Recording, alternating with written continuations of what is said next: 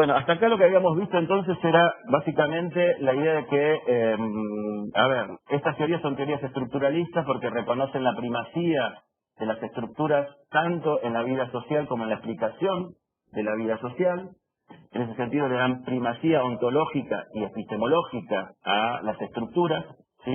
Habían jugado cómo eran las estructuras, dijimos que eran frías, rígidas, sólidas, poco flexibles, más bien persistentes antes que mudables, ¿sí? Y les comentaba cómo esas características con las cuales ustedes asociaban a la palabra estructura, también forman parte de la caracterización que hace las ciencias sociales de lo que denomina como estructura. Y cuando uno piensa en estructura, tiene que pensar fundamentalmente en relaciones sociales objetivadas, ¿no?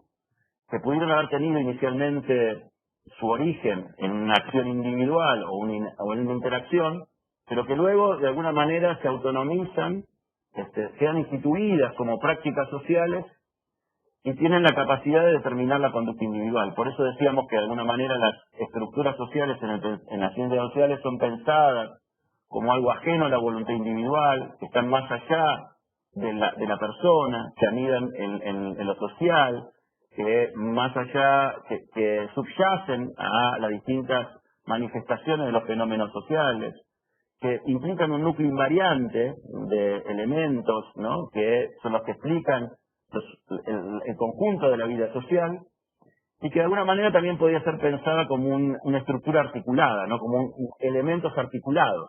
Y también había mencionado el carácter estructurante de las estructuras, es decir, cómo de alguna manera para las teorías estructuralistas la conducta humana y las prácticas sociales siempre se remiten a las estructuras. Y había dado los ejemplos de la estructura social y de la ideología. Y estaba trabajando un poco con por qué era importante Parsons, más allá de que hoy uno reconozca que no es una teoría social muy activa en la producción científica contemporánea, es una teoría social relevante porque de alguna manera Parsons nos hereda su proposición de autores clásicos y a través de él reconocemos a los autores clásicos. La segunda cuestión de importancia era que de alguna manera nos lega o legó a los teóricos subsiguientes, Parsons les legó un modelo de construir teoría que después fue tomado por autores que lo siguieron, ¿sí? La tercera cuestión es que de alguna manera la aparición de Parsons y la obra de Parsons y el impacto que tuvo en el desarrollo de la teoría social y de la práctica de las ciencias sociales trasladó el eje, digamos, de la producción teórica de Europa a Estados Unidos, ¿no? Es la primera vez que uno mira un poco el desarrollo de la teoría social. Las primeras obras significativas fueron de autores europeos, Marx, Durkheim, Weber, Simmel, y con Parsons el eje, digamos, de la teoría se corre de Europa hacia Estados Unidos. Estados Unidos va a ser el centro de la teoría social durante, de alguna manera, el reinado de la obra de Parsons y va a continuar por algunas décadas más con algunas corrientes que incluso discuten a Parsons. Y la cuarta, ¿por qué es importante? Porque de alguna manera dominó el campo de la teoría social entre la segunda posguerra y los inicios de la década del 70. Fue la corriente teórica dominante. Y también es cierto que justamente, y por ser una corriente teórica dominante de la práctica de las ciencias sociales, a través del estructural funcionalismo muchos campos se instituyeron y avanzaron sostenidamente en términos de producción de conocimiento, como son los estudios sobre desviación o los estudios sobre socialización, ¿no?, que fueron dos campos muy importantes de desarrollo e investigación empírica, muy asociados a la mirada teórica del estructural funcionalismo y de Malcolm Parsons. Les leo un par de citas de este libro de Hans Joas y Wolfgang Noll, Teoría Social, 20 lecciones introductorias. Hay dos citas que les quería leer que marcan un poco para estos autores la importancia del estructural funcionalismo y la obra de Parsons, ¿no? Dicen estos autores: la evolución de la moderna teoría sociológica solo puede comprenderse en una gran parte si se la concibe, tal es nuestra tesis, como una discusión, unas veces larvada, otra patente, sobre aquel modo teórico parsoniano, modelo teórico parsoniano, ¿no? Y hay otra cita más Muchos de los sociólogos posteriores han trabajado hasta la extenuación en el marco de referencia de la acción propuesto por Parsons, con lo que el desarrollo de la moderna teoría sociológica puede caracterizarse en buena medida como el brunido continuado del edificio teórico parsoniano, ¿no? Son dos citas que nos están de alguna manera mostrando la relevancia y la importancia del edificio teórico de Parsons en la teoría social contemporánea. Esto más allá de que hoy no sea una de las corrientes más vivas de teoría social, ¿sí? ¿Alguna duda hasta acá? ¿Cómo vienen hasta acá? ¿Continúo? ¿Alguna pregunta? ¿Algo de lo que trabajamos hasta acá que quieran preguntar? Bueno, sigo entonces. Bien, a ver, algunos datos biográficos de Parsons, para tenerlo presente. A ver, nace en 1902 en Colorado, en Estados Unidos. En principio se dedica a estudios de biología y de física. Tiene interés también por la medicina. Sus estudios de posgrado los realiza en Europa, primero en Inglaterra y después en Alemania. En Alemania entra en contacto con la obra de Weber, conoce a Weber. Piensen ustedes que Parsons se traslada a Europa aproximadamente a mediados de la década del 20, con lo cual el influjo del pensamiento weberiano todavía era fuerte en las universidades alemanas. Lo traduce a Weber al inglés, es el primer traductor de Weber al inglés. En 1927 ingresa a Harvard y en muy poco tiempo se convierte en director del Departamento de Sociología de Harvard, ¿sí?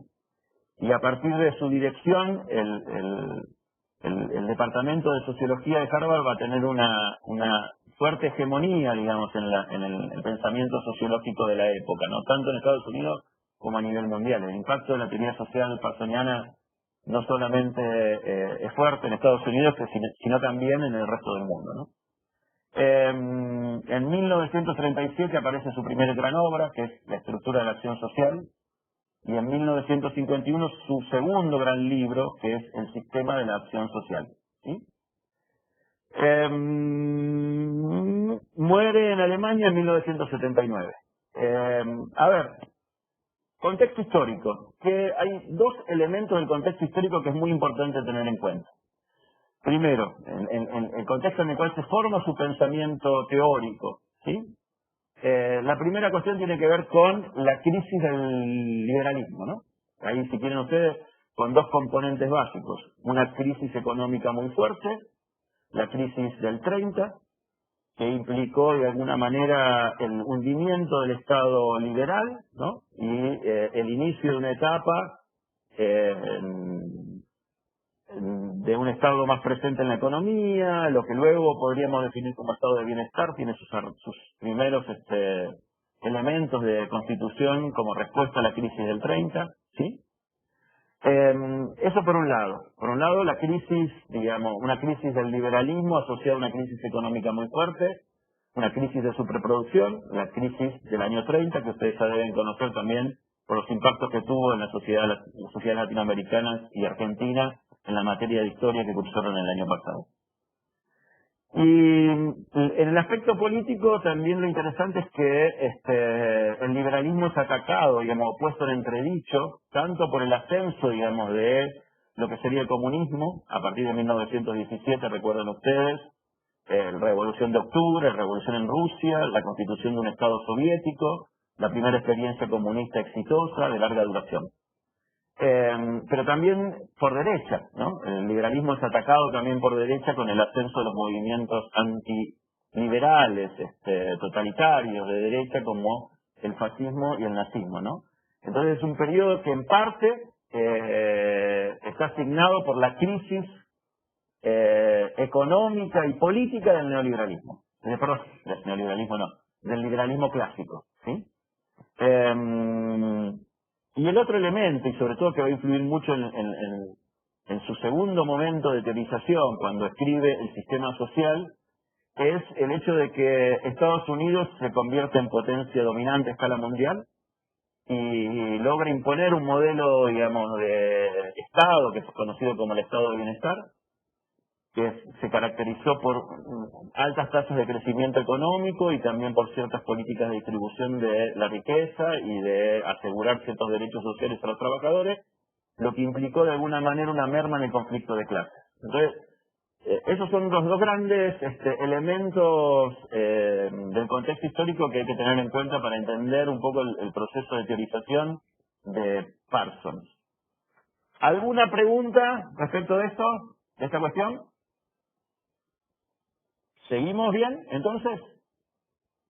Bien. Algunas características de su producción teórica. Cuando ustedes ya sé que leyeron algún texto de de Parsons porque estuvieron trabajando en las comisiones, cuando se habrán acercado el texto se habrán dado cuenta de dos o tres características de su modo de trabajo y de exposición y de teorizar, ¿no? Primero, los niveles muy altos de abstracción. Habrán visto que ustedes en el capítulo 1, una de las cosas que teoriza él es el acto unidad, ¿no? Lo describe, dice cuáles son sus componentes, pero no da ejemplos, ¿no? Bueno, esa es una de las características del modo de teorizar parsoniano, de producir teoría por parte de Parsons, ¿no? Un altísimo nivel de abstracción, ¿sí? La segunda característica de su manera de teorizar tiene que ver con adoptar una perspectiva general. Ustedes vamos a ver ahora en pocos minutos más, que él lo que intenta hacer es teorizar acerca de la acción social y teorizar sobre el orden social. No hay nada más genérico que esas dos cuestiones, ¿no?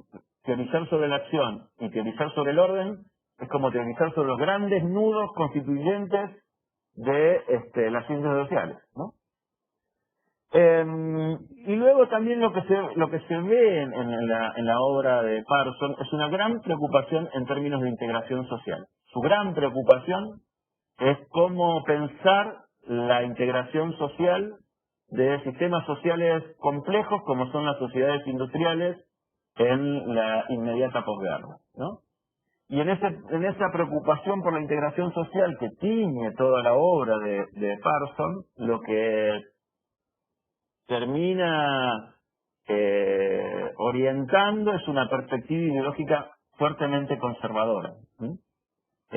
Generalmente las preocupaciones por la integración social, en parte, digamos, como requisito funcional para que la sociedad se mantenga estable, porque en realidad la integración social se vincula a la idea de equilibrio. Un sistema social estará en equilibrio cuando de alguna manera tenga altos niveles de integración social. Por eso es una preocupación conservadora, ¿no? Él se preocupa más por el equilibrio, por explicar la estabilidad de los sistemas sociales, le preocupa más la estabilidad de los sistemas sociales que su cambio, ¿no? Que el cambio social. De hecho, le dedicó muy pocos esfuerzos teóricos al cambio social. Bien, sigo. A ver, hay 4 o 5 grandes influencias en la formación del pensamiento teórico de Parsons. Por un lado son los autores que él menciona en la estructura de la acción social, ¿no?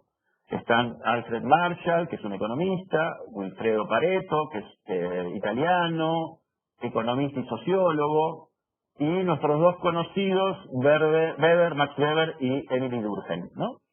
Él los reconoce, como les decía anteriormente, como los autores clásicos, ¿no? Los que fundan de alguna manera las ciencias sociales contemporáneas.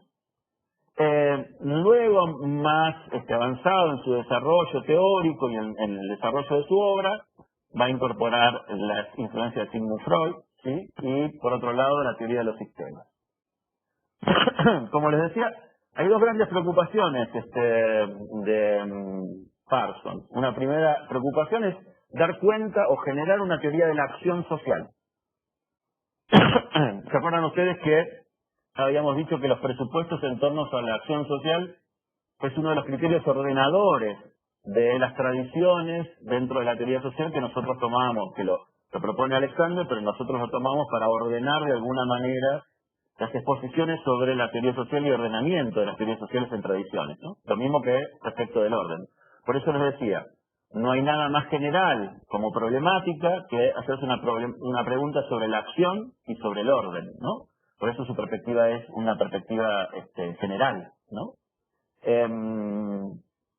Y hay como dos grandes momentos del proceso de teorización, digamos, de Parsons, que son, por un lado, lo que algunos autores, los comentaristas de su obra, dicen que es la teoría voluntarista de la acción, y por otro lado, la teoría del orden social vinculada a la idea de una teoría de los sistemas, ¿no? Donde habla del sistema de la personalidad, del sistema social y del sistema cultural, donde lo importante, por ahí, donde deben enfocarse fundamentalmente las ciencias sociales son en el sistema social. Después lo vamos a ver eso más adelante, ¿sí?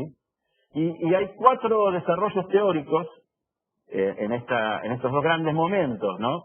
Una preocupación por la acción, generar una teoría voluntarista de la acción, y por otro lado una teoría normativa del orden social, ¿sí? Una teoría normativa del orden social, una teoría voluntarista, como dos grandes etapas de su desarrollo, la primera vinculada a la acción social, la segunda al orden social, y y hay 4 grandes desarrollos que de alguna manera asignan estos dos grandes momentos. Por un lado, lo que se llama el marco de referencia de la acción, un segundo tema o momento, o teorización, y ese es un primer núcleo importante de la obra de Parsons, ¿no? Lo que se llama el marco de referencia de la acción. Un segundo núcleo importante de su teoría, de su desarrollo teórico, tiene que ver con lo que se llama variables pautas, ¿sí? Un tercer momento tiene que ver con esta idea de los sistemas, ¿no? El sistema de la personalidad, el sistema social y el sistema cultural. Y por último, lo que se conoce como modelo ágil, cuando él piensa lo social como constituido por una serie de subsistemas que entran en contacto, digamos, se adaptan al medio ambiente, tienen una serie de funciones sociales, cada uno de estos subsistemas que aseguran la producción y reproducción del sistema social como tal, del sistema social en su conjunto. Lo que vamos a hacer es desarrollar a lo largo la segunda... acá me preguntan, vuelvo porque preguntan. A ver, hay dos grandes momentos de la teorización de Parsons. Un primer momento donde él elabora una teoría de la acción social. El segundo momento de la teorización de Parsons importante es cuando dedica su esfuerzo teórico al tema del orden, ¿sí? Algunos autores, algunos comentaristas de su obra dicen que estos dos momentos habría como un quiebre en el desarrollo de su teoría. Para mí son desplazamientos en cuanto al objeto, ¿no? Primero se preocupa por la acción, después por el orden, pero la perspectiva analítica se mantiene, ¿sí? La idea es, hay dos momentos vinculados primero al tema de la acción y después del orden. Pero esto no significa que haya rupturas en el desarrollo de su pensamiento, sino más bien que hay una continuidad de una perspectiva analítica, ¿no? Y él lo toma de esa manera, de alguna manera.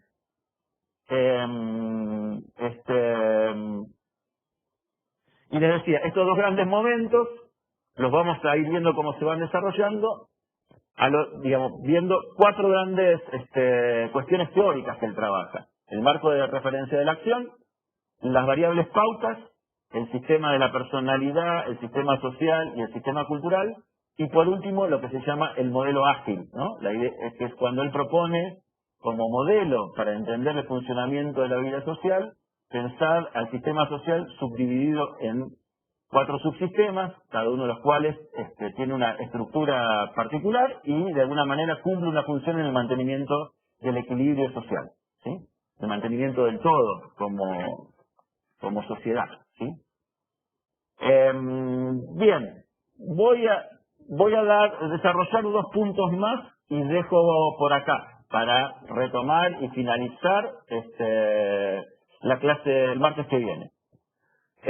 A ver, entonces vamos a de alguna manera abrir el primer núcleo de temas, ¿sí? Que tiene que ver con este marco de referencia de la acción, su primer gran cuestión teórica, su primer gran esfuerzo teórico. Y la primera cuestión que hay que tener presente ahí, yo les dije, cuando pensábamos el contexto histórico, que en el contexto histórico del surgimiento de la teoría parsoniana está muy vinculado a la crisis del liberalismo, ¿no? Y él de alguna manera lo hace consciente eso, porque una de las orientaciones de su teoría es una crítica al utilitarismo. ¿Qué planteaba el utilitarismo, no? El utilitarismo es una corriente de filosofía muy vinculada al mundo anglosajón de los siglos XVI y XVII, ¿sí? que tiene distintos representantes. Uno de ellos, en cierta medida, es Adam Smith, ¿no? El teórico, el padre fundador de la economía política, ¿no? Y ¿qué es lo que planteaba el utilitarismo? Que en realidad las personas se comportan, o su conducta siempre se orienta básicamente por la maximización de placer y la evitación del displacer, ¿no? Para los utilitaristas, las personas, nuestra conducta individual, está determinada por la búsqueda de placer y alejamiento de aquello que nos provoca disgusto, displacer, ¿sí? Y lo que va a plantear de alguna manera, y eso se traslada al pensamiento social, incluso al pensamiento económico, y se plantea que la persona, digamos, para el utilitarismo, siempre está comportándose, tratando de adecuar los mejores medios para alcanzar sus fines, pero siempre haciendo de alguna manera una ecuación de costos-beneficios, ¿no? Entonces, por eso es utilitarista, porque lo que de alguna manera siempre estaríamos haciendo las personas, según este criterio, es tratando de maximizar beneficios personales, los intereses personales. Lo que va a decir Parson es que, de alguna manera, el utilitarismo como fundamento del pensamiento liberal no puede explicar el orden social. Porque si cada uno de nosotros buscaría maximizar sus intereses, seguramente perjudicaría a otros. Y de eso mismo, digamos, de alguna manera, terminaría una especie de guerra de todos contra todos, ¿no? Por eso, él pone como, de alguna manera, ejemplo del pensamiento utilitario a Thomas Hobbes, ¿no? Thomas Hobbes lo que decía era que los hombres en estado de naturaleza somos libres e iguales, estamos todos orientados por el deseo de poseer cada vez más, ¿sí? Pero tenemos miedo a la muerte de alguna manera también, porque en ese contexto de deseos ilimitados, con un universo de objetos limitados para poder satisfacer nuestros deseos, como finalmente voy a terminar deseando algo del otro, vamos a terminar en una especie de guerra de todos contra todos, ¿no? Es un poco la derivación natural del estado de naturaleza en Hobbes, digamos, del comportamiento utilitarista, ¿sí? Hobbes da una solución distinta, pero no importa eso. Y lo que dice Parson es que de alguna manera el pensamiento utilitarista no puede dar cuenta del orden social. Y para Parson esa era una debilidad del liberalismo, ¿no? No poder explicar el orden social era una de las debilidades del liberalismo, el no reconocer algunos elementos como van a ser las normas y los valores como importantes en la orientación de la conducta individual, le había sacado potencia al liberalismo y lo había hecho de alguna manera incapaz de poder legitimar un orden social. Detrás de la crítica, él va a recurrir a Marshall, a Pareto, a Durkheim y a Weber, va a analizar su obra y va a proponer la tesis de que estos autores, con independencia, que no se conocían entre sí, no conocían demasiado la obra del otro, de manera independiente habrían convergido, esto es, de manera independiente, sin conocer la obra del otro, ni la intencionalidad de los otros, convergieron todos, más o menos en una misma época, en lo que era una teoría voluntarista de la acción, ¿sí? Justamente Parson, a su marco de referencia de la acción, a su teorización sobre la acción, lo va a llamar teoría voluntarista de la acción. Y el marco de referencia de la acción, ¿a qué refiere? ¿Qué está tratando de decirnos con esto Parson? Básicamente el marco de referencia de la acción remite a una manera de observar y de entender y de explicar la acción social, donde fundamentalmente la idea de la acción ahí es un sujeto motivado que orienta su conducta en relación a otros en una situación determinada, ¿sí? Lo que hace el marco de referencia de la acción es darnos elementos para poder explicar la acción social entendida en esos términos, ¿no? Y lo que va a plantear Parson es que el punto de partida de su teoría de la acción es el acto unidad, algo que ustedes hoy estuvieron trabajando en teoría en los prácticos, ¿no? Y él dice, bueno, el acto unidad se puede descomponer en una serie de elementos. El primer elemento es el actor, ¿no? Una persona que tiene elementos en su constitución hay elementos biológicos también, ¿no? No solamente psicológicos, sino también biológicos. La combinación de esos elementos biológicos y psicológicos hace que las personas tengan una primera orientación hacia en la acción, buscando esto, ¿no? Buscando placer y tratando de evitar todo aquello que signifique alguna privación, ¿sí?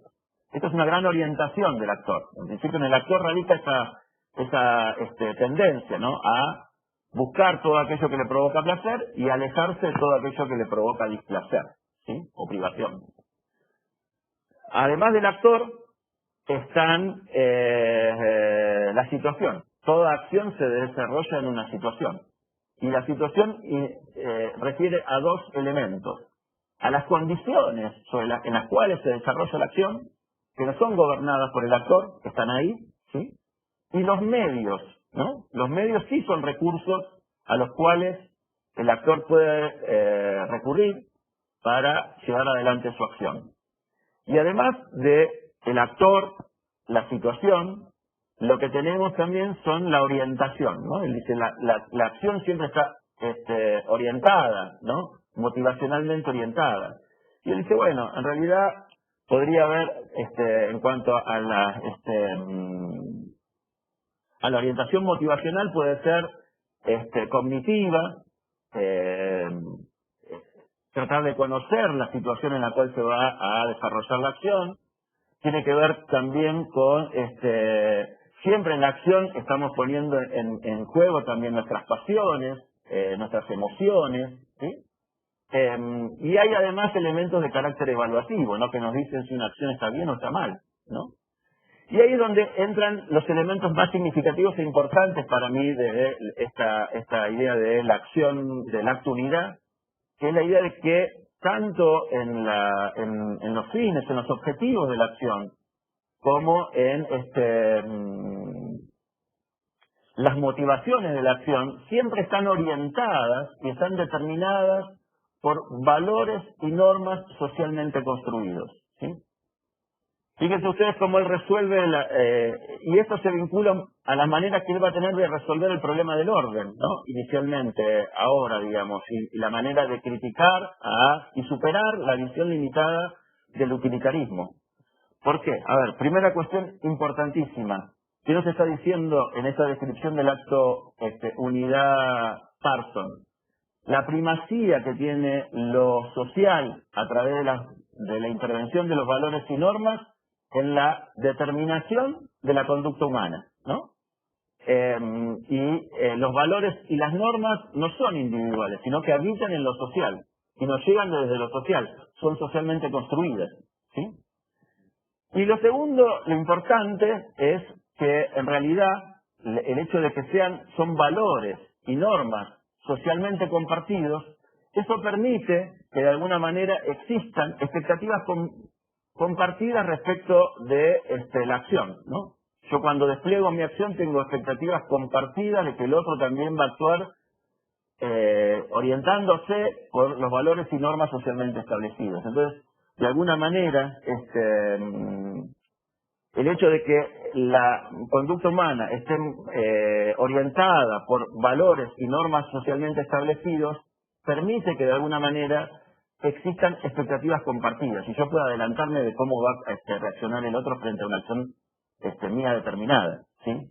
Digo, para poner ejemplos sobre esta idea del acto unidad, digo, a ver, primero, antes de avanzar con los ejemplos, fíjense ustedes que esto implica un rechazo el conductismo. No actuamos en respuesta a estímulos externos. Actuamos en función de valores y normas que tenemos internalizados, pero que tienen su origen en la vida social, ¿sí? Por lo tanto, no es una mera reacción a un estímulo externo, sino que nuestra conducta se encuentra de alguna manera orientada motivacionalmente, ¿sí? La segunda cuestión es que tampoco anidan en la psicología individual, no es de la estructura psíquica, sino esto que decía, la idea de que la conducta humana está socialmente determinada por la presencia de estos valores y normas que orientan la conducta social.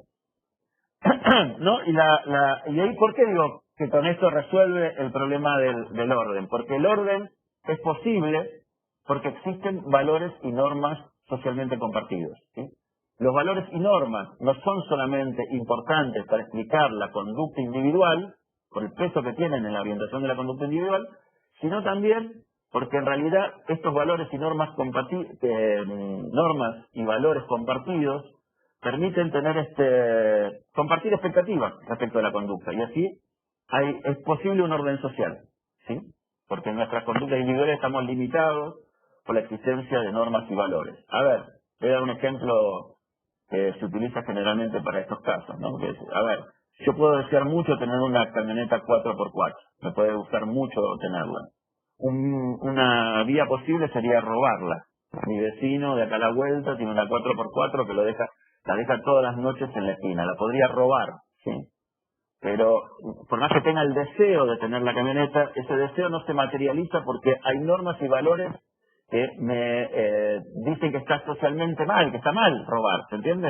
Entonces, no respondo a mi deseo de una manera absolutamente ilimitada, sino que algunos fines, algunos medios, algunas formas son lícitas y otras ilícitas, ¿sí? Entonces, el comportamiento está de alguna manera determinado por la importancia que tienen los valores y las normas en la orientación de la conducta. Y de esa manera resuelve el problema del liberalismo, ¿no? O sea, el orden social no sería algo espontáneo que no se puede explicar de la conjunción de los comportamientos individuales. Piensen ustedes cómo trata el mercado el liberalismo, ¿no? La idea es, bueno, cada uno, la idea de la libertad de mercado. ¿Por qué hay que garantizar el mercado? Porque si yo soy una persona racional que lo que busca es acrecentar mis intereses, si el libre juego de la oferta y la demanda lo que me permite a mí es buscar mis propios intereses y materializarlos. Y el orden espontáneo que plantea, el liberalismo lo plantea como que el orden es un resultante espontáneo del comportamiento individual, cosa que no existe, digamos, no es así. Y lo que dice Parson es que el orden social existe porque es verificable. Uno ve que la sociedad está ordenada, que tiene un orden. Pero no solamente eso, sino que también el hecho de pensar que no buscamos solamente nuestro propio interés a través de nuestra conducta individual, sino que la búsqueda de nuestro propio interés en última instancia está moderada, matizada, moldeada por normas y valores socialmente definidos, de alguna manera limitan las posibilidades de la acción individual y garantizan el orden, ¿sí? Ahí la idea es, de alguna manera, Parson resguarda la libertad individual porque seguimos teniendo la posibilidad de elegir, pero esa elección está fuertemente condicionada por la existencia de valores y normas que no solamente orientan la conducta, sino que van a justificar también la existencia del orden social. ¿Alguna duda o pregunta hasta acá? ¿Tienen alguna duda? Acá preguntan, dice, profe, perdón, me confundí un poco, las normas y valores socialmente construidas son elementos del acto de unidad también, junto al actor, la situación y la orientación. Sí, los valores y las normas, hay un esquema que se presenta generalmente, no tengo pizarrón para dibujárselos, pero sería así. Partir del actor, en primer lugar, el actor, ¿sí? Por otro lado, los fines o los objetivos de la acción, ¿no? La búsqueda de la privación, la evitación de la privación, la búsqueda de una satisfacción, de un placer, digamos, ¿sí? La situación, compuesta por las condiciones de la acción y los recursos o los medios que puede utilizar el actor, y luego las orientaciones, ¿no? Cognitiva, esto que decía, cognitiva, patética o emocional, o vinculada al deseo, a las emociones, y la evaluativa, ¿sí? Y esas orientaciones están de alguna manera determinadas por la existencia de valores y normas socialmente compartidos. Sí, forma parte de la acto unidad, ¿sí? En la definición de la acto unidad, los valores y las normas son determinantes de la orientación de la conducta humana. ¿Se entiende? ¿Mm? A ver, no sé quién preguntó. Ahora vamos de a poco. Estamos recién manejándonos con estas herramientas. Cuando hayamos visto cómo utilizar cosas para enriquecer esta exposición, lo vamos a hacer.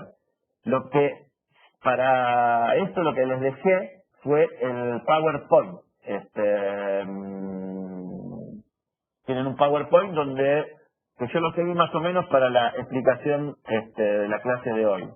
La clase subsiguiente voy a continuar con este PowerPoint, ¿sí? Así que si quieren lo pueden mirar antes, como para tener una orientación de la exposición, ¿sí?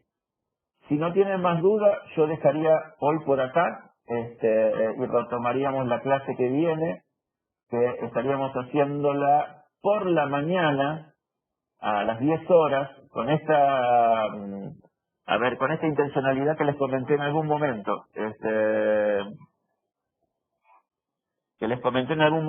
de poder tener dar un teórico a la mañana y uno a la tarde para que puedan participar las personas que por cuestiones laborales o de carácter personal, familiar, no puedan estar en los horarios de la mañana o de la tarde, ¿sí? Por lo menos tenemos la posibilidad de intercambiar con todos, presentando una clase a la mañana y una a la noche. Y los videos van a estar subidos en los próximos días. Creo que sí hay algunos subidos, pero van a ir teniendo la posibilidad de recurrir a ellos con el transcurso del tiempo. Van a tener identificados en el lado de la web la dirección donde pueden verlo. ¿Sí? Bueno, yo dejo acá. No les quedó ninguna duda, ¿no?, de lo que vimos hasta ahora. Recuerden que ya vimos la importancia, ¿qué son las teorías estructuralistas? Vimos un poco la importancia de la teoría de Parsons. Estuvimos viendo su contexto histórico, hablamos algo de su biografía, y trabajamos un poco en sus principales preocupaciones y en los momentos que signan su desarrollo teórico, ¿sí? Y empezamos a trabajamos con el acto unidad. Nos queda explicar la clase que viene las variables pautas, su proposición de entender la vida social y la conducta humana como profundamente articulada en el marco de 3 sistemas de la acción, que son el sistema de la personalidad, el sistema social y el sistema cultural. Y por último, trabajaríamos con el modelo, digamos, del sistema social y sus subsistemas como elementos constitutivos del sistema social que cumplen determinadas funciones en el mantenimiento del equilibrio social, de la vida social como un todo.